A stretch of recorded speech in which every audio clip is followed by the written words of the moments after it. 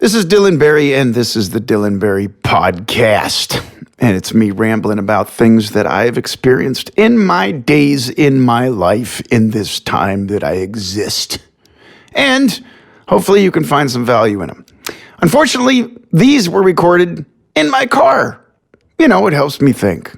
So if the quality's not so great, I apologize, but hopefully the content is acceptable. Let's get into it. Everybody at any level suffers from a fear of criticism. I don't care who you are. Okay? People that don't have any fear of criticism are likely pathological. But fear of criticism is exactly the most oppressive feeling a human can have, in my estimation. Because the fear of criticism keeps you in your own little lane where you're not able to do your best work, your most authentic work. Right now, you're probably criticizing how I delivered those lines right there. You're probably criticizing how I just flubbed the word there with there, right? Everybody's getting criticized and everybody's criticizing at every single point of the day, in every single way, in every single thing, from sports to politics to school to your work. Oh my God, look at Nazi's shoes. You know what I mean? It's all criticism. And those are negative forces. Negative forces put people at a disadvantage if they pay attention to them and care about them, right? That's why some of the greatest, most successful people in the world are absolute narcissists and self-motivated people that just, don't care what you think and, move forward. Now, they do care what you think. They just care what you think in a much lesser degree. So, I would say this. If you're going to crack the code of life, focus on how to moderate and head off at the pass your fear of criticism. How to qualify criticism as something irrelevant to your human offering and your human experience to the world. If I stand up on the stage and I'm like, you know what? Half of them, maybe 90% are going to hate me. Maybe 80% are going to love me. Who knows? Who knows what's going to happen? But whatever I say, not everybody's going to receive it in the way that I wish they would. Not everybody's going to put value on it. But who cares? If I can get up and just go, well, if I touch one of these people with a message that resonates, then I've done my job, or I've at least ticked the box of what I wanted to tick to feel good about the effort that I'm making today.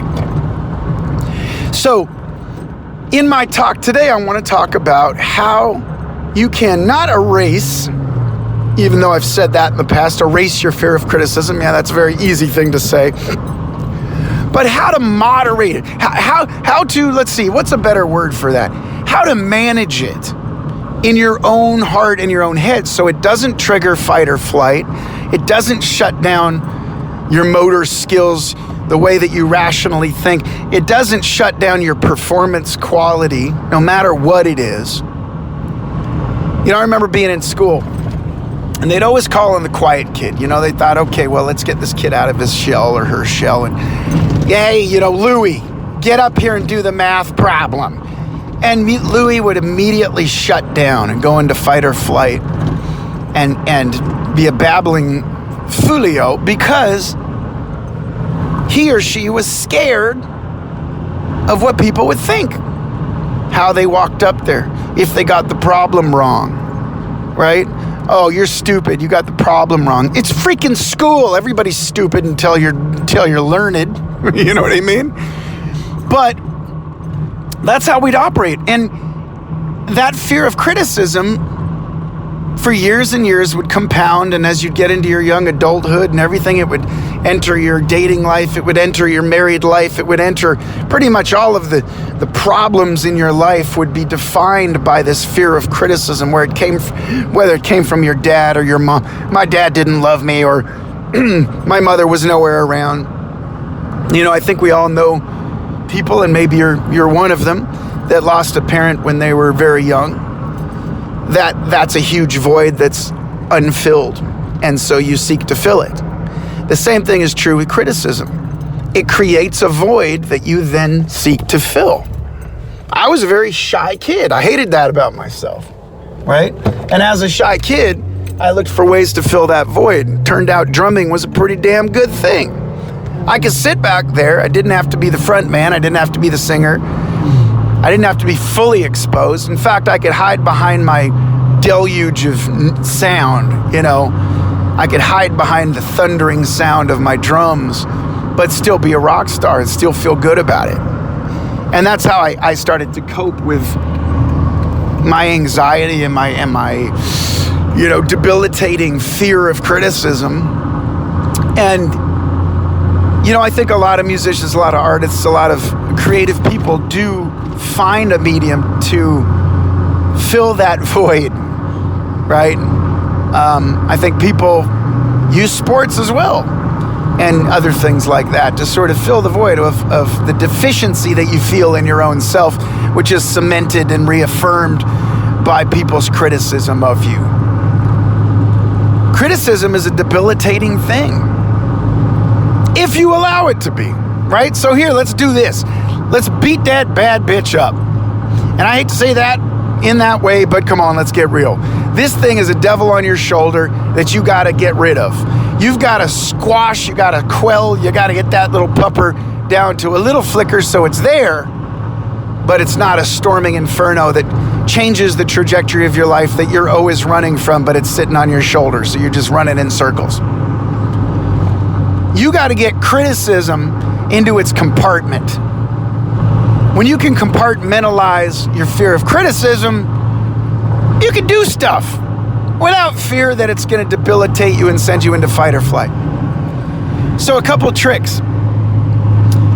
Try to understand why you feel that way. Why do you care what half of these people that you don't care about and likely criticize yourself think of you? Does it really matter? I mean, of course I care what my brother thinks. I love my brother. I care too much what my brother thinks and my wife thinks and my kids think, people that I really care about. If they say one thing, they have to be very responsible with what they say, because if they say one thing, it can change the course of everything I do, whether it's in business or whatever. That's not criticism necessarily. That's usually truth.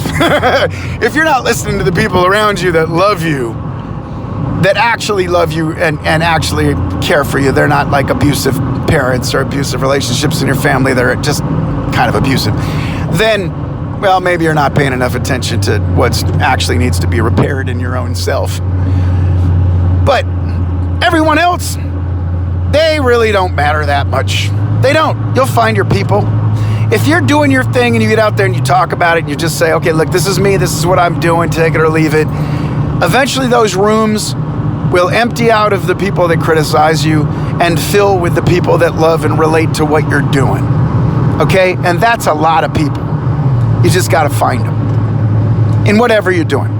In the office, in work, as a singer, you know, as part of a team, you'll find your people if you authentically voice who you are and what you stand for and what you're about. And you can see this in the human population everywhere, right? People gravitate together based on common beliefs, based on religious beliefs, based on their belief in their sports team, their belief in a recording artist. I mean, the Swifties all have something in common. And maybe those people have nothing in common in real life, but when they're at Taylor Swift, okay, we got it. Something that we have in common. And people all want to feel like they have something in common. They all want to find community. And they want to be cared for and appreciated. And that's why people tend to follow trends. They don't want to be criticized. They want to be rewarded for their belief in something. And if you believe in the same thing, there's a lot more reward because it's instantaneous. People go, you love Taylor Swift? I love Taylor Swift. What's your favorite song? Same thing with the Grateful Dead. Same thing with, you know, Tony Robbins and all of his folks that follow him. They all want to feel a common thread together. And criticism is a refining tool of deciding who is part of your tribe and who isn't. If somebody's criticizing you, maybe they're not supposed to be in your tribe. Maybe they're not supposed to be in your tribe. So F them anyway. Don't take it to heart. Who cares? If they're not in your tribe, it doesn't matter. If they're in your tribe, they're probably going to go, yeah, I see what you're saying. I'm catching what you're throwing down. I'm catching the pickles in a jar. You know what I mean? So, my little diatribe today is about your fear of criticism. You need to identify and you need to put walls around that fear of criticism so you see when that ugly head is getting reared and you know how to deal with it so you can be your most authentic self and build your tribe. And if you can do that, you're cracking the code of life, because that is a central 99% inhibitor to everything you do. This is Dylan Berry. I love you. I'm sitting here staring at the Malibu surf, and I'm about to go in there and do a little church time for me, and it's well needed. Big love to everybody. I'll talk to you all soon. Goodbye.